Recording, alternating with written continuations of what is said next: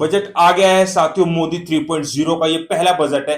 किसको क्या मिला, क्या सस्ता हुआ, क्या महंगा हुआ, किस सेक्टर को हुआ फायदा, किस सेक्टर को हुआ नुकसान, आम आदमी को कुछ दिया या नहीं, टैक्स में कोई फायदा मिला या नहीं, इस बजट की स्पीच के दौरान कौन सा रिकॉर्ड बना, गरीबों को क्या मिला, महिलाओं को क्या मिला, युवाओं को क्या मिला, सब कुछ बताऊंगा इस वीडियो में। आपके फायदे का कुछ अगर इस बजट में मिला है तो चैनल को सब्सक्राइब कर देना और कमेंट सेक्शन में कमेंट जरूर कर देना। 23 तारीख को जब निर्मला सीतारमण जी ने बजट का पिटारा खोला बजट को पढ़ने के लिए, तो मैंने भी अपना पूरा ध्यान लगा दिया बजट को देखने के लिए। सबसे पहले बात करते हैं बजट स्पीच के दौरान क्या रिकॉर्ड बना। निर्मला सीतारमण जी ने रिकॉर्ड बनाया कि उन्होंने कंटिन्यूअसली 7 बार बजट को भाषण को पढ़ा। इससे पहले 6 बार मोरारजी देसाई ने पढ़ा था। ओवरऑल मोरारजी देसाई ने बजट को 10 बार पढ़ा लेकिन कंटिन्यूअसली नहीं पढ़ा।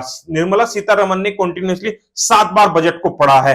अगर सरकार पूरे 5 साल अपने पूरे करती है तो निर्मला सीतारमण ऐसी पहली वित्त मंत्री बन जाएंगी जो 11 बार बजट को पढ़ी। अब बात करते हैं कितना है टोटल बजट।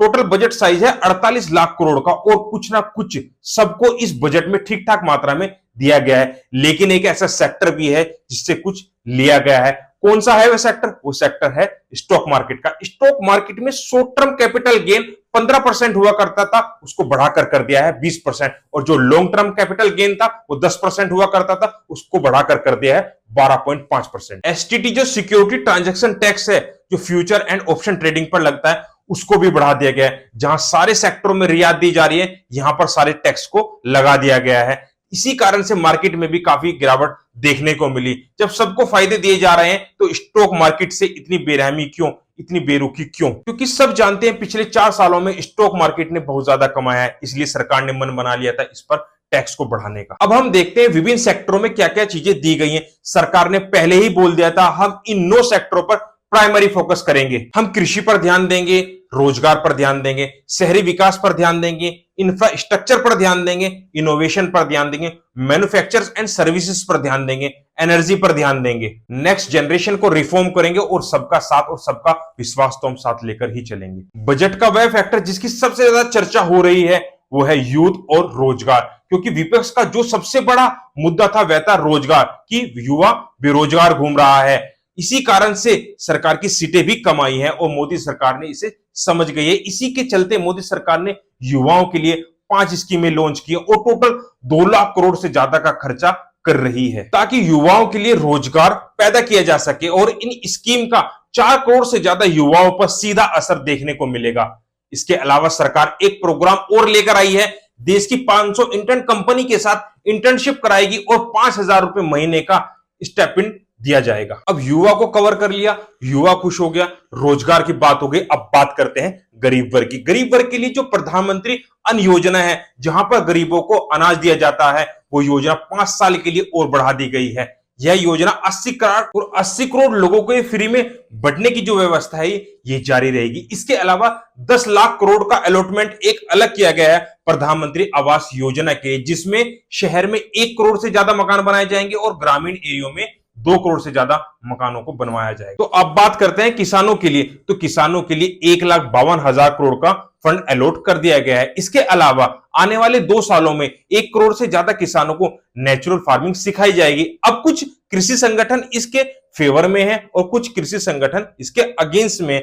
इसके अलावा 2,66,000 का ग्राम विकास के लिए एक अलग से फंड अलॉट कर दिया है, क्योंकि अधिकतर किसान गांव से आते हैं। इसके बाद बात करते हैं महिला वर्ग की। तो महिला वर्ग को बजट के अंदर 3 लाख करोड़ का अलग से अलॉटमेंट दिया गया है, जो आने वाले समय में स्कीम के जरिए उन तक पहुंचाया जाएगा। अब बात कर लेते हैं छोटे व्यापारी के लिए इस बजट में क्या किया गया है।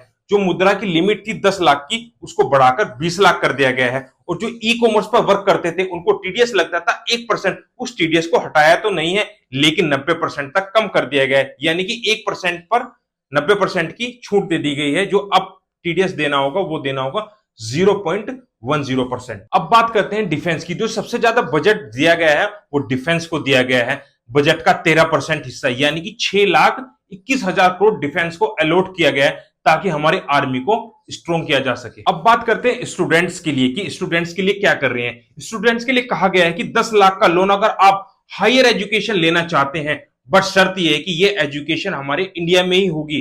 अगर आप इंडिया से बाहर एजुकेशन करना चाहते हैं तो उसके लिए लोन नहीं दिया जाएगा। स्पेस के लिए जो कंपनियां काम कर रही हैं उनके लिए अलग से 1000 करोड़ का फंड अलॉट किया गया है। लगभग 11 लाख करोड़ सरकार रोड पर, ब्रिज पर और रेलवे पर खर्च करने वाली है। अब बात करते हैं मिडिल क्लास की कि इनके साथ क्या हुआ। हमसे तो ज्यादा टैक्स नहीं लेंगे।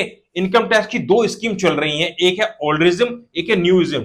ओल्डरिज्म को जैसी थी वैसे ही रखा गया है, न्यूइज्म को थोड़ा सा इनहेंस किया गया है और इनकम टैक्सेस स्लैब को थोड़ा चेंज कर दिया गया है। 0 से 3 लाख पर कोई टैक्स नहीं, 3 लाख से 7 लाख पर 5%, 7 लाख से 10 लाख पर 10%, 10 लाख से 12 लाख पर 15% और 12 लाख से 15 लाख तक 20% और 15 लाख से ऊपर 30% टैक्स लगेगा और सैलरीड पर्सन को इसका डायरेक्टली बेनिफिट मिल रहा है। अब बात करते हैं क्या सस्ता हुआ। लेदर से बनने वाली चीजें अब सस्ती हो जाएंगी क्योंकि उस पर कस्टम ड्यूटी को कम कर दिया गया है। सेकंड, मोबाइल एसेसरीज पर लगने वाली कस्टम ड्यूटी को कम कर दिया गया है जिससे मोबाइल की एसेसरीज जितनी भी वो सस्ती हो जाएंगी। सोना चांदी पर 15% कस्टम ड्यूटी को कम करके 6% कर दिया गया है और प्लेटिनम पर 15.4 लगने वाली कस्टम ड्यूटी को 6.4 कर दिया गया है। इसके पीछे मंशा है कि रिटेल की डिमांड उठे और लोग ज्यादा से ज्यादा खरीदारी करें, परचेजिंग करें। कैंसर ट्रीटमेंट की 3 ड्रग्स जो कैंसर में काम आती थी उन पर कस्टम ड्यूटी कम नहीं, बिल्कुल हटाई दी गई है। अब कैंसर ट्रीटमेंट सस्ता हो जाएगा। अब बात करते हैं क्या चीज महंगी हुई है। 3 चीज महंगी हुई है।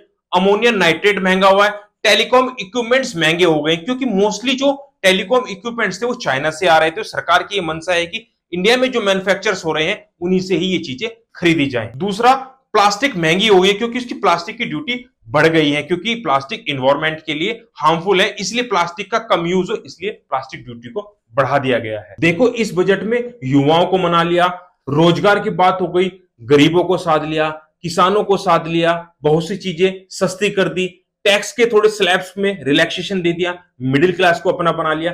बस थोड़ा सा स्टॉक मार्केट में लोग नाराज हैं। आगे जो भी आपको बजट में चेंजेस होंगे वो मैं आपको अपडेट्स करता रहूंगा। आपको ये बजट कैसा लगा कमेंट सेक्शन में जरूर बताना। मिलते हैं आपसे नेक्स्ट वीडियो में, तब तक के लिए थैंक यू सो मच।